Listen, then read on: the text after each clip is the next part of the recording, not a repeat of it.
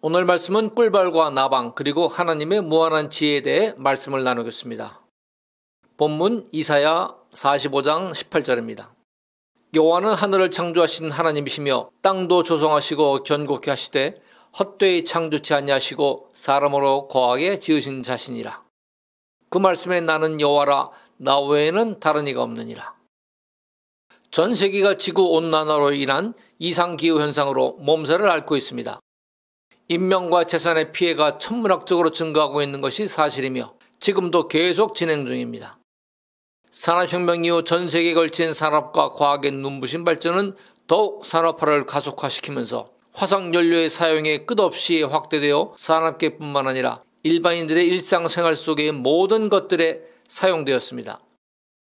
그 결과 대기 중으로 배출되는 이산화탄소가 지구온난화 및 그로 인한 재난, 재해의 주범으로 지목되었던 것입니다.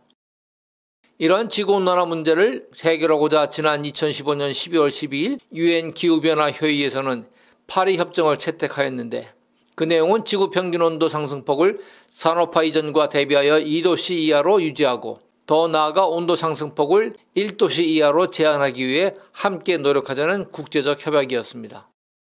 이때부터 본격적으로 지구온난화, 온실가스 배출, 감축, 기후위기, 인류의 종말 등의 용어들이 하루가 멀다 하고 각종 미디어를 통해 일반인들에게 알려져 왔습니다.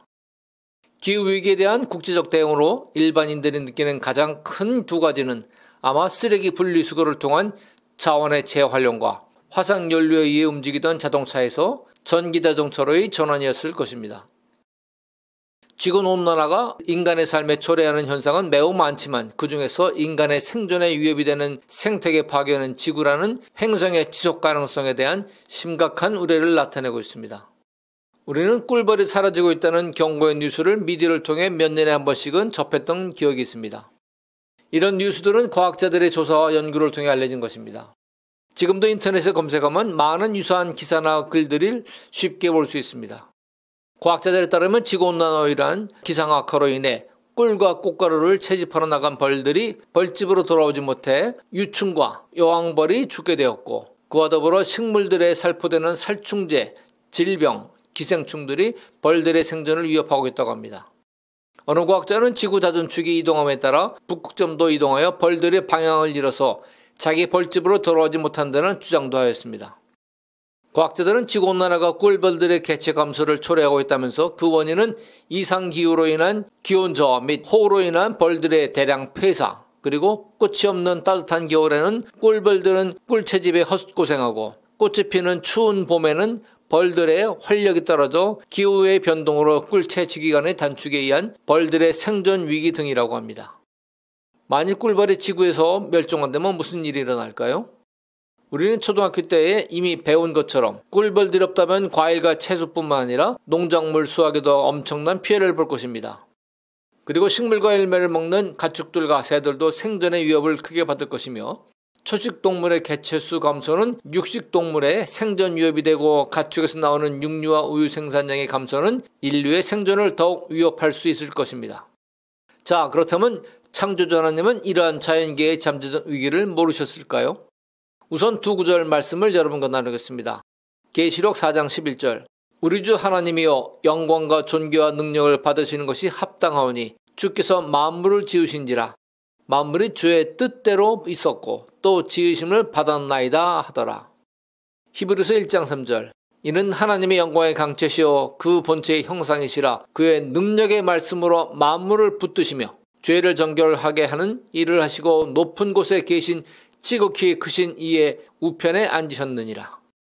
이 두 구절의 말씀과 오늘 본문인 이사야서 45장 18절 말씀만 보더라도 첫째, 하나님은 이 세상 만물을 창조하실 때에 그분의 뜻에 따라 지으셨고 둘째, 그분의 능력의 말씀으로 모든 피조물들이 견고하게 유지되고 있었고 셋째, 사람들이 그 만물들 안에서 살 수 있도록 그 어떤 피조물도 헛되게 창조하지 않으셨다는 것을 알 수 있습니다.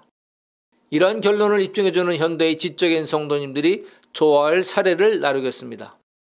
약 2년 전에 나방에 대한 기사를 보고 흥미로워서 그 기사를 스크랩을 한 적이 있습니다. 기사의 표제가 꿀벌만 걱정하는 세상, 나방은 억울하다 하는 것이었습니다. 세상 사람들은 꿀벌의 위기에만 관심을 갖고 꿀벌이 멸종하면 지구 생태계가 위기에 처할 수 있다고 늘 생각해왔습니다. 그래서 최종적으로 인류도 멸망할 수 있다는 종말론적 시각도 있습니다. 그런데 영국 셰필드 대학 연구팀은 국제학술지 생태학 회보에 나방의 식물 수분의 3분의 1을 담당하고 있다는 것을 밝혀냈습니다. 그리고 꿀벌과 나방은 각기 다른 식물들을 선호하면서 그 선호하는 식물들로부터 수분을 한다는 것도 알아냈습니다.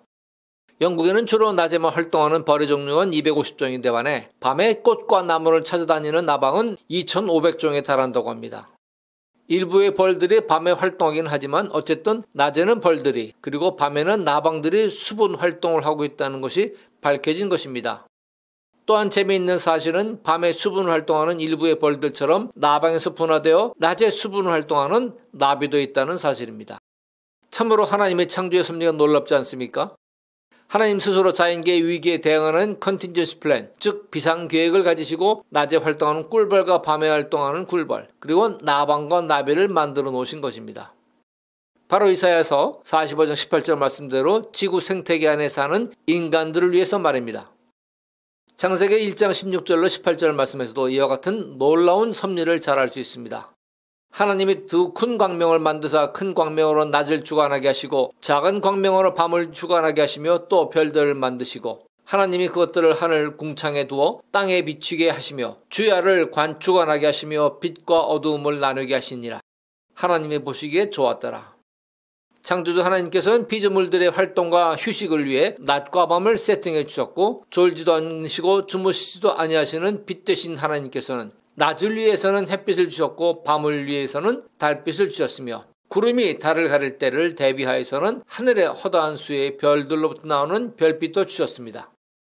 예레미야서 31장 35절은 이렇게 말씀합니다.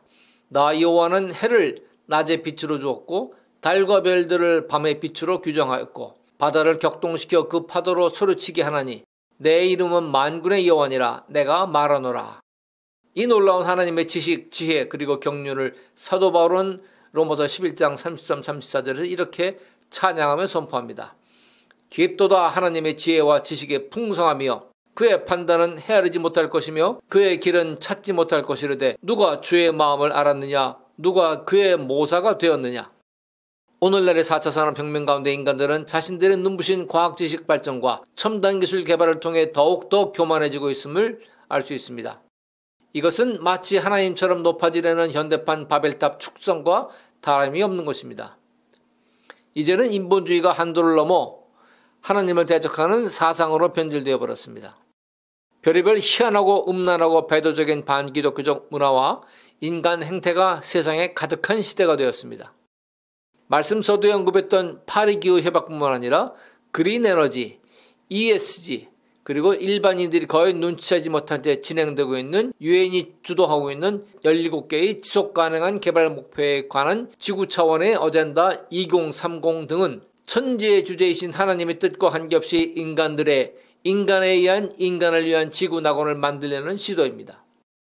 그런데 지구 낙원을 이루는 가장 기본적인 전제는 포화 상태에 이른 80억 지구 인구의 감축인데 이것에 대해 어디에도 명확히 언급되어 있지 않다는 것이 매우 이상합니다. 이러한 거대한 지구적 프로젝트는 눈에 인지되지 않은 세계 통치자들이 보통의 지구인들의 뜻이나 견해를 묻지 않고 소수의 엘리트로 구성된 집단의 합의에 의해 일방적으로 유엔에서 시행되고 있습니다. 그러다 보니 깨어있는 소수 지식인들의 글로벌 엘리트들의 계획에 대한 비판과 반론은 그냥 음모론으로 치부되어 버립니다. 그리고 메인스트림 미디어는 이런 반박을 무시하면서 사장시켜 버립니다. 그 이유는 이들 주류 매체들이 글로벌 세력의 영향 아래에 있기 때문입니다. 이 모든 현상들은 다니엘서의 요한계시록에 연대어진 마지막 때의 일들이 세상 가운데 드러나는 데 일치하고 있다는 것을 성도분들은 잘 인식해야 할 것입니다. 세상의 모든 일은 하나님의 뜻대로 운행되고 있음을 잊지 마시기 바랍니다. 아울러 인간의 지식이 아무리 발달한다 해도 하나님의 어리석음이 사람보다 지혜롭고 하나님의 약하심이 사람보다 강하다는 고린도전서 1장 25절 말씀도 늘 기억하시기 바랍니다. 끝으로 로마서 11장 32절로 36절 말씀으로 메시지를 마치겠습니다. 하나님 모든 사람을 순종하지 않은 가운데 가두어 두심은 모든 사람에게 긍휼을 베풀려 하심이라. 깊도다 하나님의 지혜와 지식의 풍성하며 그의 판단은 헤아리지 못할 것이며 그의 길은 찾지 못할 것이로되 누가 주의 마음을 알았느냐? 누가 그의 모사가 되었느냐? 누가 주께 먼저 들여서 가품을 받겠느냐? 이는 만물이 주에게서 나오고 주로 말미암고 주에게로 돌아감이라. 그에게 영광이 세세히 있을지어다. 아멘. 이 구절에서 하나님은 모든 사람을 순종하지 않는 가운데 가두어 두셨다고 말씀하셨습니다. 즉 불순종 가운데 가두었다는 의미는 모든 인간이 하나님에 대해 불순종하는 운명이라고 하신 것입니다. 아담과 하와의 에덴 동산에서의 타락으로 인하여 후손인 인간들은 운명적으로 죄성을 가지고 태어나게 된 것입니다. 그렇기 때문에 타락한 인간은 단 한 명의 예외 없이 예수 그리스도의 십자가 대속의 은혜가 반드시 필요한 것입니다. 이것이 모든 사람을 향한 한이 없으신 하나님의 긍휼입니다. 이어서 사도 바울은 깊도다 하나님의 지혜와 지식의 풍성하며 그의 판단은 헤아리지 못할 것이며 그의 길은 찾지 못할 것이로다 라며 하나님의 만물 창조의 지혜와 지식, 섭리 그리고 경륜을 통하여 창조의 목적을 성취해 가시는 무한한 능력을 감탄의 말로 찬양하고 있는 것입니다. 다시 한 번 더 오늘 본문 말씀을 읽겠습니다. 이사야서 45장 18절 여호와는 하늘을 창조하신 하나님이시며 땅도 조성하시고 견고케 하시되 헛되이 창조치 아니하시고 사람으로 거하게 하여 지으신 자신이라.